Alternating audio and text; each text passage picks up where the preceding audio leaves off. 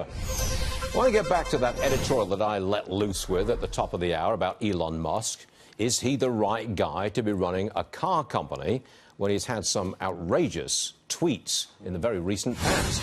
Gary Gastelu is with us. He's FoxNews.com automotive editor. All right, Gary, the question stands, is he the right guy to be running a car company when he's had these outrageous tweets as the CEO of the company? He's absolutely the right guy to be running this car company and this spaceship company as well. His customers and his investors have spoken, or I should say they haven't spoken.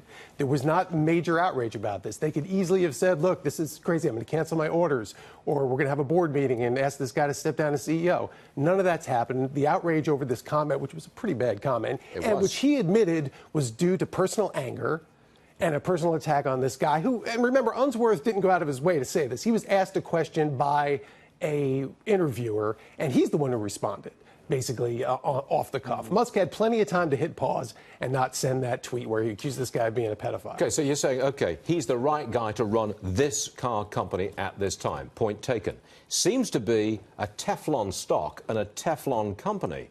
Nothing seems to affect it. It seems that the stock keeps going up, and he's getting his production online. You like this car company, don't you? It's got a lot of issues, but as far as how it's being put together, he's the only one at this point that could put it together. You talked about the car production issues. They built an assembly line that didn't work.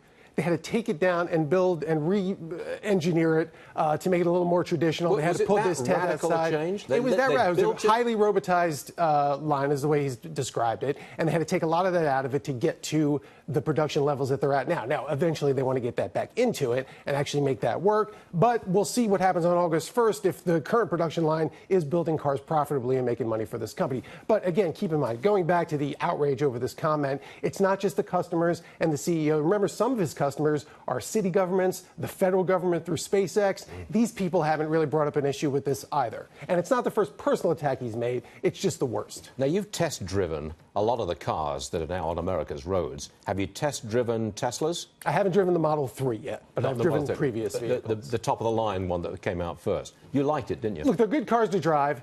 There's always little issues I've seen with them. You know, the build quality you've heard about before, and a lot of the cars I've seen. I saw a Model X the other day where the door was a little crooked, those Falcon wing doors. Yep. And even a company that tore down one of the cars recently said it was no better than an old Kia. Recently said, but it's very profitable the way they built it. That's really where you're at right now. Maybe the cars aren't as well made as they should be, but they're fast, they're fun to drive, and they're making money for the company. At least that's what it seems like at this point. You know what really attracted me to it's the Model S, I think, is the acceleration.